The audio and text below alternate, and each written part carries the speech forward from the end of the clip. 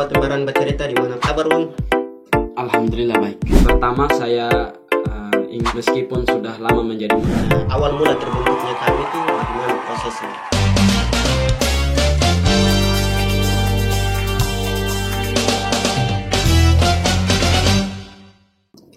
Halo Sobat Lembaran Bercerita dimanapun Anda berada, kembali lagi bersama saya Ismail Uripang di podcast Lembaran Bercerita. Baik teman-teman, pada podcast sebelumnya kita kedatangan teman-teman dari aktivis, salah satunya adalah dari HMI. Ada beberapa teman-teman dari HMI. Nah, di podcast kali ini kita kedatangan salah satu tamu yang juga datang dari kalangan aktivis. Kita sapa saja langsung Bung Muhammad Rumbaru. Apa kabar Bung? Alhamdulillah baik. Baik teman-teman, Bung Muhammad Rumbaru ini merupakan ketua kami Komisariat Kabupaten Fakfak, atau yang biasa kita kenal dengan Kesatuan Aksi Mahasiswa Muslim Indonesia. Nah, untuk mengenal beliau lebih lanjut, kita berikan kesempatan untuk Bung Ahmad untuk memperkenalkan diri, latar belakang pendidikannya, dan bagaimana proses awal bergabung dengan kami. Silakan Bung. Oke, terima kasih atas waktu yang sudah diberikan yang dari teman-teman Embaran Media yang sudah mengundang untuk hadir di sini untuk mengikuti podcast yang dilakukan hari ini. Oke, sebelumnya saya ingin memperkenalkan dulu siapa diri saya. Saya nama aslinya Muhammad Rumbaru, biasa disapa Ahmad. Lalu dalam proses bergabungnya di kami, pertama saya ingin menyampaikan proses saya bergabung di perguruan tinggi dulu. Asal saya saat ini saya masih mahasiswa, meskipun sudah lama menjadi mahasiswa. Saya berkuliahnya di salah satu kampus yang ada di Kabupaten Fakfak, yaitu Setai Armadi Fakfak, dari tahun 2019. Saya dari tahun 2019 sudah mulai berkuliah, dan juga 2019 itu juga saya sudah bergabung di organisasi Kesatuan Aksi Mahasiswa Muslim Indonesia. Nah, jadi proses demi proses telah saya lalui di kami Komisariat Fakfak yang sudah baru masuk di Fakfak itu sekitaran tahun 2015, dan 2019-nya saya bergabung menjadi kader kami Komisariat Fakfak dengan status AB1 atau baru mengikuti DM1. Dan proses mengikuti DM2-nya baru saja telah selesai di tahun 2023 kemarin. Oke, baik teman-teman, itu perkenalan singkat dari Bung Ahmad. Nah, sekedar informasi, saya sendiri merupakan ex kami. Saya waktu itu baru DM1 ya, Ahmad. Jadi biasa berarti. Kita berdua ini ya satu organisasi lah kalau mau dikatakan. Nah, Bung, ketika kita berbicara tentang kami nih, teman-teman kan banyak yang mengenal HMI, DMM, dan berbagai organisasi lain. Dan mereka belum mengenal kami nih. Sebenarnya kami ini apa sih? Awal mula terbentuknya kami itu bagaimana prosesnya? Silakan Bung. Oh iya siap.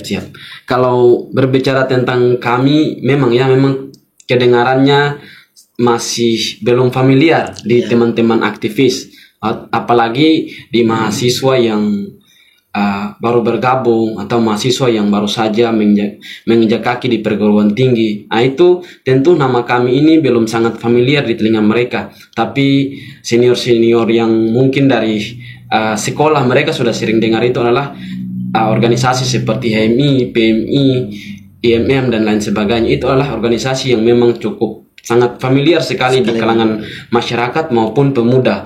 Jadi tidak heran bahwa organisasi itu memang familiar. Sedangkan organisasi kami ini tentu sangat baru. Dia baru saja lahir pada masa reformasi, yaitu pada tahun 1998, bertepat dengan tanggal 29 Maret 1998 pada saat itu. Oke, jadi kalau ditanya tentang sejarah atau proses kelahirannya itu, tentu kita kalau mau menggali sejarah tentang berdirinya itu tentu melewati proses yang panjang. Tetapi lewat kesempatan ini singkat saja yang saya dapat informasinya dari buku yang pernah saya baca, yaitu Kami dan Pergulatan Reformasi. Kami dan Pergulatan Reformasi ini buku yang sangat direkomendasikan sekali untuk kader-kader kami supaya bagaimana mengetahui tentang sejarah terbentuknya kami itu sendiri. Oke. Mesti lanjut ya? Silakan. Iya. Kalau dari buku ini tentu sejarah kelahiran kami itu saya kutip sedikit saja.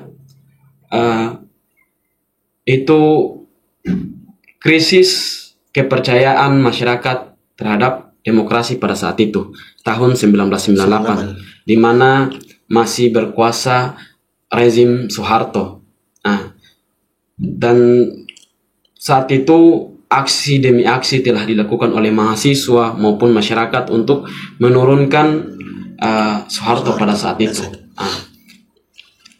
Jadi lewat kegelisahan itu mengambil momentum pada FSLDK atau Forum Silaturahmi Lembaga Dakwah Kampus yang ke-10 kalau tidak salah di Universitas Muhammadiyah Malang. Itu bertepat juga pada saat itu. Lalu setelah selesai dari Forum Lembaga Dakwah Kampus itu, para aktivis yang tergolong juga di dalam aktivis Lembaga Dakwah Kampus atau LDK ini, di antaranya ada Bung Fahri Hamzah yang menjadi ketua umum pertama pada saat itu. Mereka langsung setelah selesai dari FSLDK itu, mereka memproklamirkan untuk berdirinya Kesatuan Aksi Mahasiswa Muslim Indonesia pada saat itu. Dan setelah berdirinya itu, tadi yang saya bilang karena krisis kepercayaan itu. Akhirnya setelah 10 hari kalau tidak salah berdirinya kami itu, kami melakukan aksi pertamanya pada tanggal 10 April 1998 di halaman Masjid Al-Azhar Jakarta pada saat itu. Itu adalah aksi terbesar pada saat itu yang berhasil merangkul 20.000 massa di mana menyuarakan tuntutan reformasi pada saat itu. Kurang lebih seperti begitu sejarah singkat tentang proses kelahirannya kami. Waktu dikembalikan. Baik, itu merupakan sejarah kami ya teman-teman.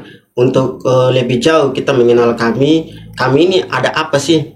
Kenapa harus bergabung dengan kami? Ada apa yang menarik dari kami? Untuk itu kami memberikan kesempatan kepada Bung Ahmad untuk memberikan gambaran-gambaran. Mengapa sih teman-teman mahasiswa harus gabung dengan kami? Apa yang menarik dari kami begitu? Silakan Bung. Siap. Kalau tentang apa yang menarik dari kami, tentu kalau menurut saya itu sangat menarik bagi saya untuk bergabung dengan kami. Tapi tidak kalah menarik juga pasti organisasi-organisasi lain ini tentunya semua menarik. Akhirnya banyak mahasiswa yang mau untuk bergabung dengan organisasi. Tapi yang di sini saya ingin menyampaikan tentang ketertarikan saya bergabung di kami itu, tentu tujuan untuk masuk di organisasi itu adalah bagaimana kita berproses atau kita belajar, ya. Jadi di dalam kami ini ada salah satu aktivitas rutinnya itu yang selalu memberikan keilmuan, yaitu setiap pekan atau setiap minggu. Ya. Itu namanya MK Kos, dulu namanya Liko tapi sekarang sudah menjadi MK Kos.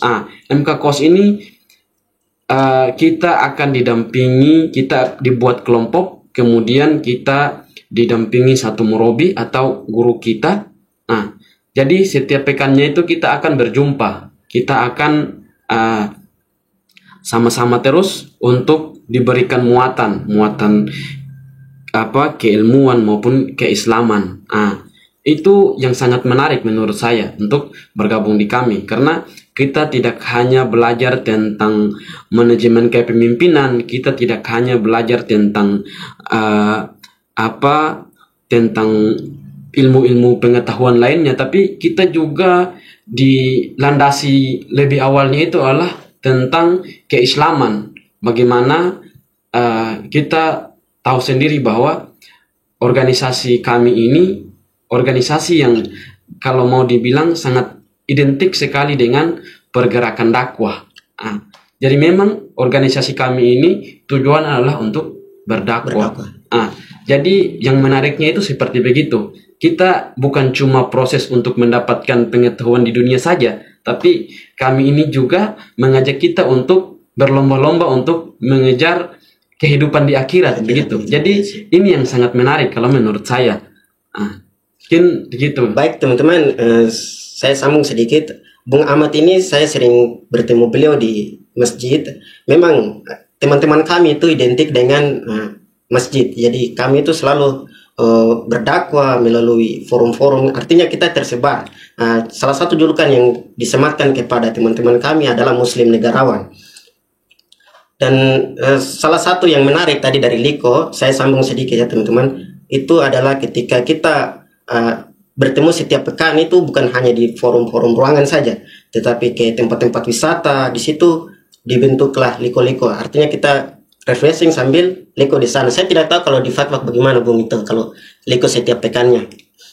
Oh iya, siap. Kalau di Fafok juga seperti begitu. Kita likonya bukan cuma di satu tempat saja atau di ruangan saja, tapi kita memilih momen begitu. Kalau pekan ini sudah liburan, murabi kita akan mengajak kita akan liko pekan ini di tempat wisata ini misalnya. Karena kita juga sudah pernah likonya di Tober Seram atau di Jalan Baru. Itu kita biar tidak membosankan begitu pada kader-kader. Jadi jangan berpikir bahwa kita ini selalu likonya itu di tempat itu saja pastikan membosankan. Tapi di yang metode yang dilakukan oleh murabi itu tentu akan menarik perhatian atau menarik minat kader, supaya jangan terlalu jenuh, jangan terlalu bosan untuk berproses di organisasi. Siap. Ya itu mungkin yang menarik dari kami ya teman-teman, kalau kita melihat kami lebih dekat. Jadi begini Bung, saya berapa kali di sini, ketika saya bertemu dengan teman-teman aktivis, mereka bertanya, kami itu apa sih? Organisasi apa sih? Artinya mereka belum mengenal ini lebih jauh nih. Ketika Bung di sini sebagai ketua, apa yang Bung lakukan? Teman-teman kaderisasi yang masuk ke kampus-kampus, apakah sudah mensosialisasi kami sendiri atau belum? Ya, kalau teman-teman yang lain ada yang belum mengenal kami, tentu saya bilang bahwa itu benar-benar saja. Kenapa? Karena mau dibilang kader kami di Fakfak ini juga belum terlalu banyak. Dia memang kelahiran kami ini dari tahun 1998. Tapi keberadaan dia di Fakfak ini baru tahun 2015. Jadi baru beberapa tahun yang lalu saja. Dan statusnya kami di Fakfak ini juga belum cabang atau belum daerah begitu. Dia masih komisariat. Dia masih statusnya adalah komisariat. Dan daerahnya itu masih sama-sama dengan Manokwari, Sorong, itu masih satu daerahnya di Papua Barat, yang letaknya itu ada di Manokwari. Jadi kalau untuk agenda-agenda kami di Fafak ini tentu sudah sangat banyak ya. Kita pernah melakukan aksi-aksi kemarin, aksi tentang Omnibus Law, atau yang terbaru kemarin juga terkait dengan BBM. Itu juga teman-teman kami Fafak juga selalu sama-sama dengan teman-teman OKP yang lain untuk bagaimana sama-sama menyuarakan aspirasi gitu. Jadi kalau kami sendiri juga sudah punya agenda-agenda sendirinya begitu. Kita berkolaborasi dengan teman-teman kaderisasi, bagaimana kita kemarin telah membuat taman baca Quran di Jalan Baru. Kita juga sudah santunan anak yatim kita sampainya di Kokas. Itu agenda kebaikan yang kami buat begitu. Kalau biasanya tiap Ramadan juga selalu berbagai takjil. Itu agenda-agenda kebaikan yang mungkin menyentuh kepada masyarakat luas itu. Tapi kalau untuk di dalam internal kami sendiri itu selalu ada kajian atau biasa kita sebut dengan MK klasikal. MK klasikal itu di dalam kami itu biasanya tiap bulan itu selalu ada MK klasikal.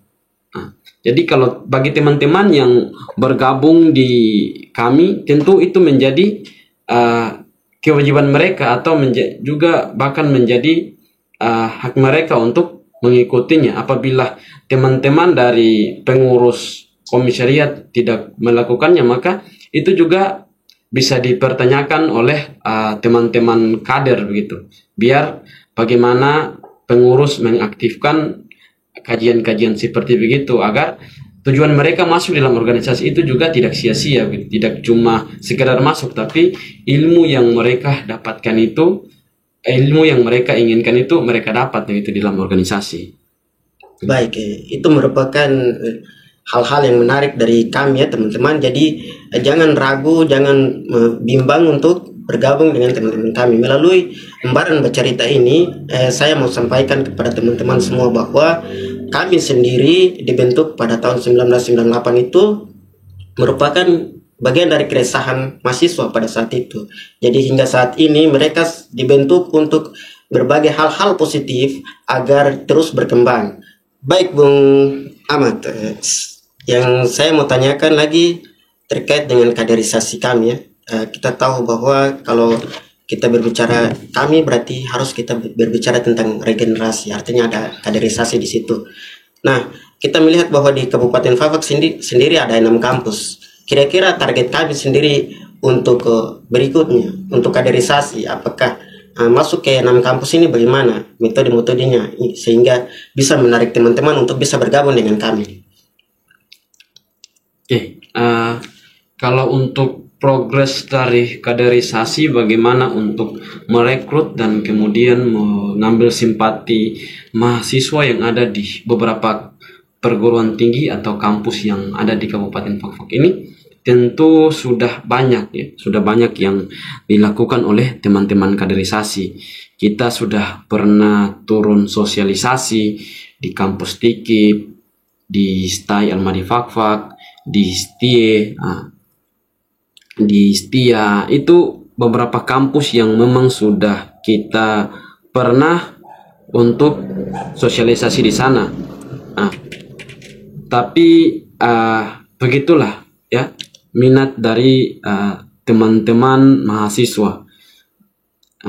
Jadi sosialisasi ini teman-teman kaderisasi lakukan bagaimana untuk mengambil perhatian dan kemudian menginformasikan kepada teman-teman mahasiswa bahwa begini loh ternyata organisasi kami.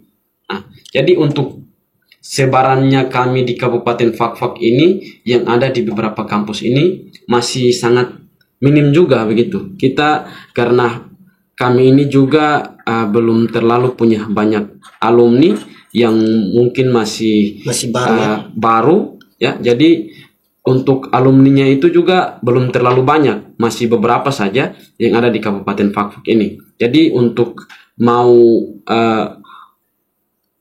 menopang kami atau menjadi latar belakangnya kita untuk mensosialisasi kami ini, bagaimana dengan alumninya sendiri di Kabupaten Fafak ini, kita belum bisa membrandingkan mereka begitu. Tapi ada beberapa yang memang sudah bisa kami brandingkan untuk apa? Untuk menjadi perhatian begitu, untuk menjadi kacamata buat mahasiswa supaya bergabung di kami selain dari program-programnya kami gitu. Nah, di antaranya penyebaran kami ini baru ada di kampus Politeknik Negeri Fakfak, itu pun tidak dengan sosialisasi langsung ke Poltek, karena kita tahu sendiri bahwa di Politeknik Negeri Fakfak ini tidak mengizinkan organisasi eksternal untuk bersosialisasi di sana. Namun banyak kader kami yang asalnya dari Poltek. Ini sosialisasinya kita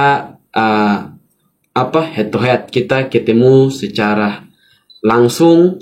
Ketika kita dapatkan di mana saja, kita sampaikan bahwa ini adalah organisasi kami, ini adalah sejarahnya, ini adalah visi misinya, begitu.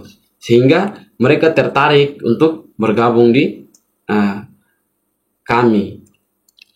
Nah, apakah Bung, kalau kita berbicara tentang kaderisasi nih, apakah ada dengan menggunakan media sosial untuk mengajak teman-teman untuk bergabung seperti Facebook, Instagram, apakah itu memang dilakukan juga atau tidak di Kabupaten Fakfak sendiri? Oh iya, tentu. Kalau untuk media sosial itu tentu ada dari teman-teman kaderisasi itu selalu itu. Ketika sudah saatnya perekrutan mahasiswa baru atau kader baru, itu selalu diposting di media sosialnya kami. Media sosialnya kami itu ada Facebook, ada IG, sama ada YouTube yang sering aktif. Ada juga TikTok, namun masih kurang diaktifkan. Tapi 3 media sosial ini yang selalu aktif, yang bisa kita pantau setiap saat. Kita bisa mencari informasi, menggali kegiatan-kegiatan apa yang dilakukan oleh kami. Nah, itu ada di Facebook. Facebooknya kami itu kami Fakfak Papua Barat.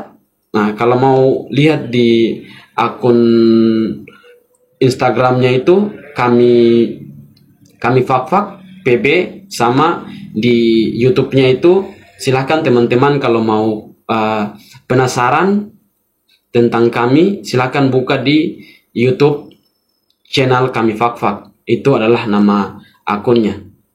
Baik, mungkin itu merupakan media sosial yang dikampanyekan oleh teman-teman kami. Buat teman-teman yang tertarik ingin bergabung dengan kami, bisa kepoin media sosial yang tadi sudah disampaikan oleh Bung Ketua.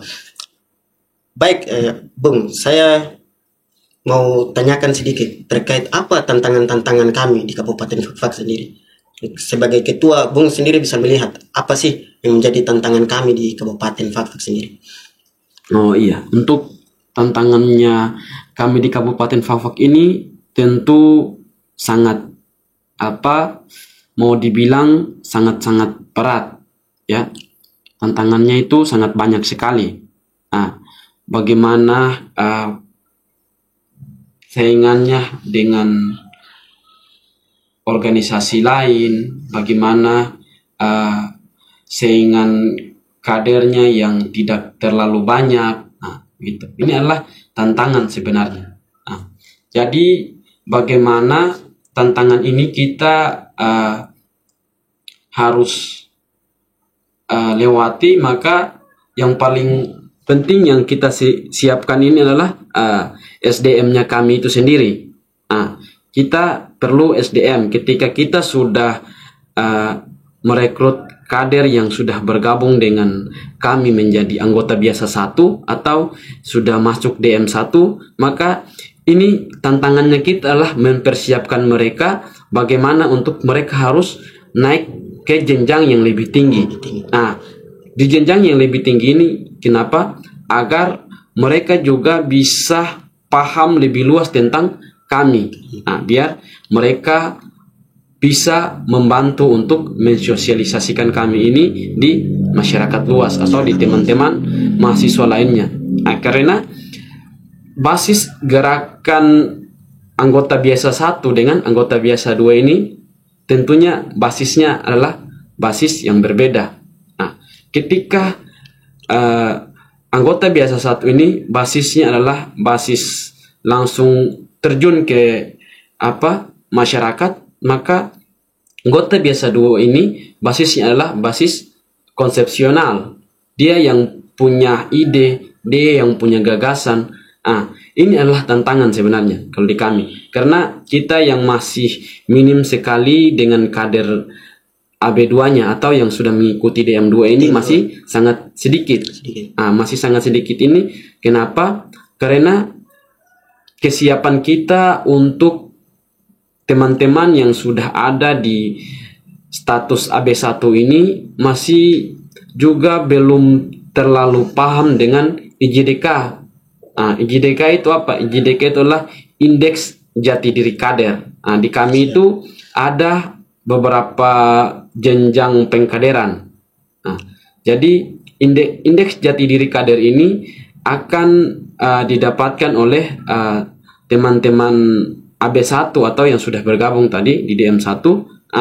Itu ketika mereka sudah bisa memahami tentang berapa materi wajib yang ada di kami atau yang biasa diajarkan di setiap MK kosnya.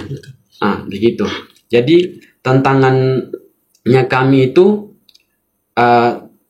tantangan sendiri itu terkait dengan jumlah kader yang belum begitu banyak atau minim SDM-nya. Baik, mungkin itu merupakan tantangan-tantangan dari kami ya, tapi bagaimanapun kami ini merupakan organisasi yang selalu bertransformasi menjadi lebih baik lagi dari waktu ke waktu, dan ketika pergerakannya ke kampus-kampus merupakan bagian dari dakwah juga. Jadi teman-teman yang di kami ini selain mereka bersosialisasi ke masyarakat, mereka juga berdakwah melalui forum-forum yang ada di Kabupaten Fak. Baik, itu merupakan tantangan-tantangan dari kami ya teman-teman. Tapi saya mau tanyakan lagi, Bung, ketika melihat kami memiliki tantangan-tantangan seperti itu, sebagai ketua, apa yang Bung mau ajarkan kepada teman-teman pemuda khususnya Kabupaten Fak agar bisa bergabung dengan kami? Apakah berikan pesan-pesan agar mereka tertarik untuk bisa ini kami harus bisa bergabung dengan Kesatuan Aksi Mahasiswa Muslim Indonesia? Silakan, Bung. Oke. Terima kasih atas waktunya lagi. Di mana tadi saya telah sampaikan terkait dengan tantangan-tantangan yang ada di kami ya. Itu terkait dengan minimnya kader atau kurangnya kader. Ini kurangnya kader ini sendiri dikarenakan banyak kacamata para orang-orang atau mahasiswa yang mengatakan bahwa kami itu adalah organisasi yang cuma tahunya ke masjid, cuma mengaji, atau cuma bisa lakukan hal-hal yang pokoknya yang islami lah begitu. Tapi saya mau sampaikan kepada teman-teman semua bahwa kami tidak seperti begitu, tidak seperti yang teman-teman pikirkan. Karena mau dibilang terlalu keislaman juga, kami sebenarnya Islam itu juga dituntut ya. Itu sebenarnya tuntutan untuk kita, bagaimana ketika kita sudah diajarkan ke kami itu bagaimana kalau kita sudah mengakui diri kita sebagai Islam, maka tentu aturan-aturan yang di Islam itu harus diterapkan atau kewajiban-kewajiban itu harus diterapkan seperti sholat, puasa dan lain sebagainya, itu tentu harus kita ikuti. Dan ini yang menjadi kacamata orang bahwa kami itu hanya menjadi mahasiswa masjid. Ini perlu saya sampaikan kembali bahwa kalau kami ini memang sebenarnya kami ini dia identiknya adalah organisasi dakwah. Dia dakwah. dimanapun beradarnya itu selalu bersama dengan dakwah. Dakwah itu bukan apa, bukan naik di panggung terus berdakwah, naik di mimbar terus menyampaikan khutbah.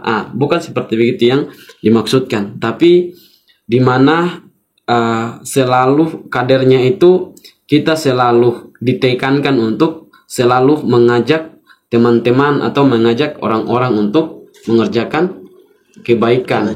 Gitu. Ini yang menjadi kacamata orang bahwa kami itu ketika kita masuk kami itu kita tidak boleh tinggalkan sholat.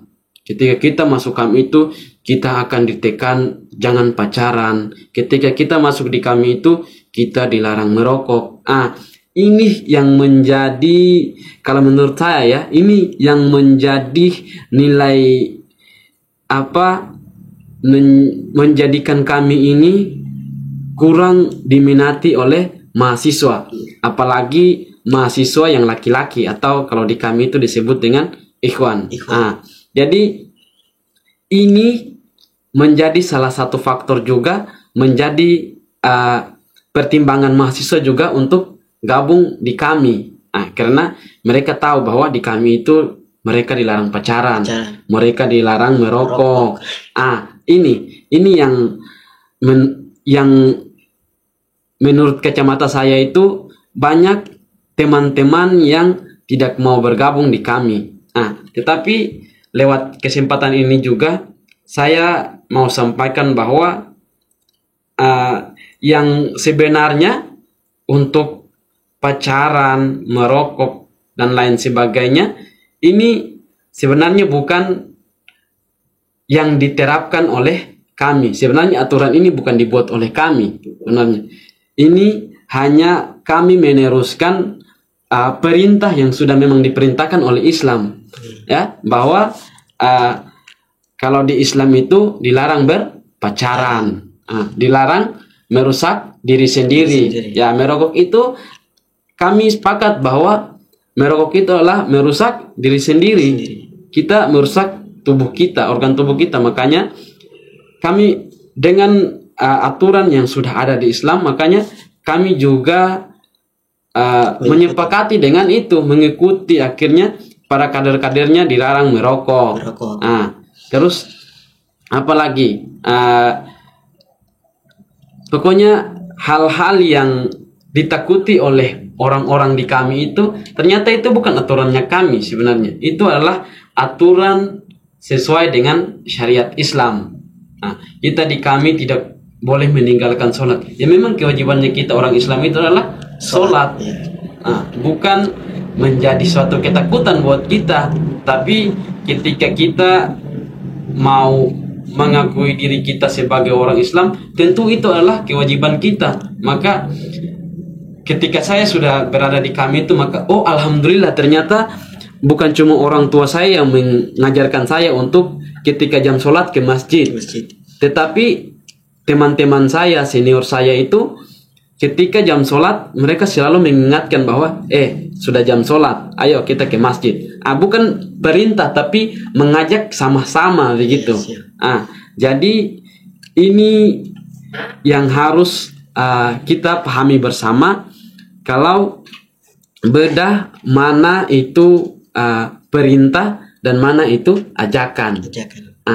Di kami itu kita mengajak, kita bukan perintah untuk jangan pacaran, tapi kita mengajak jangan pacaran. Ini contohnya. Atau jangan merokok. Sebelum itu senior-seniornya sudah melakukan terlebih dahulu bahwa kita tidak merokok, baru kita mengajak kepada teman-teman yang lain itu tidak merokok. Seperti begitu. Wow, luar biasa, Masya Allah. Ini merupakan salah satu tokoh pemuda. Jarang kita mendapatkan anak-anak muda di zaman sekarang yang bergaulnya ke masjid. Kebanyakan dari pemuda saat ini mereka lebih condong ke miras, ke hal-hal yang negatif. Dan di kami sendiri mengajak ke hal-hal yang kebaikan. Dan saya sendiri sudah merasakan hal itu. Ketika saya balik dari Jayapura, saya balik ke kampung. Di sana juga saya melakukan hal yang sama. seperti yang tadi Bung Ahmad sampaikan itu. Dan kami itu identik dengan hal-hal yang positif yang berbau Islami. Ketika kita berbicara hak dan yang batil itu batil. Baik, Bung, yang terakhir apa sih yang ingin Bung sampaikan kepada teman-teman, motivasi-motivasi sehingga ketika teman-teman melihat kami ini, saya ingin tertarik untuk bergabung dengan kami, dan kata-kata motivasi ini semoga bisa mengajak teman-teman ini untuk menuju ke kebaikan. Silakan. Oke, terakhir ya, mungkin ini kesempatan terakhir yang diberikan. Jadi saya mau sampaikan kepada teman-teman mahasiswa pada khususnya dan seluruh pemuda pada umumnya. Mari kita berkaca lagi, kita melihat bahwa kondisi pemuda seperti ini seperti apa. Kondisi pemuda saat ini seperti apa. Kondisi pemuda saat ini yang tadi disampaikan oleh Bung Mail bahwa pemuda saat ini terlalu, kita sangat jauh dari makna pemuda itu sendiri. Seharusnya pemuda itu adalah menjadi agen perubahan, di mana agen perubahan yang dimaksudkan itu adalah menuju hal-hal kebaikan, bukan menuju hal-hal keburukan. Tetapi pemuda yang saat ini kita temui adalah memang menjadi agen perubahan, tapi agen perubahannya itu membawa kemunduran. Kemarin pemuda telah menitipkan sejarah besar buat kita bahwa dengan masa reformasi kemarin, bahwa saat ini negara kita saat ini sudah menjadi negara yang begitu kepemimpinannya sudah diatur baik, ya. Itu bagian dari terobosan-terobosan pemuda pada saat itu, pada tahun 98. Saat ini dititipkan kepada kita, kepada pemuda dan mahasiswa saat ini. Tapi apa yang kita lakukan saat ini ketika krisis pemerintah, krisis kepemimpinan, apalagi masyarakat, pemerintah yang tidak mendengarkan keluhan rakyat ini, teman-teman pemuda mahasiswa ini kita diam. Sebenarnya kalau kita mau berkaca dari pemuda-pemuda yang sebelumnya, maka ini kita harus lebih tingkatkan lagi, begitu. Kita harus, ketika kemarin pemuda sudah menitipkan sejarah kepada kita bahwa kemarin mereka telah menjatuhkan rezimnya Soeharto karena itu adalah bagian dari keluhan masyarakat, maka hari ini kita juga bisa melakukan seperti begitu. Ketika banyak keluhan dari masyarakat, maka kita jangan cuma melihat, kita jangan cuma berdiam diri, tapi pasti harus ada gerakan-gerakan yang bisa kita lakukan. Dan gerakan-gerakan yang bisa kita lakukan ini adalah mahasiswa atau pemuda yang bisa bergabung di dalam organisasi eksternal. Karena mau kita bilang bahwa organisasi eksternal dan organisasi internal kampus ini tentu cangkupan atau gerakannya ini adalah berbeda, di mana organisasi internal ini hanya bisa bergerak di dalam lingkungan kampus, sedangkan organisasi eksternal ini kita bergeraknya adalah di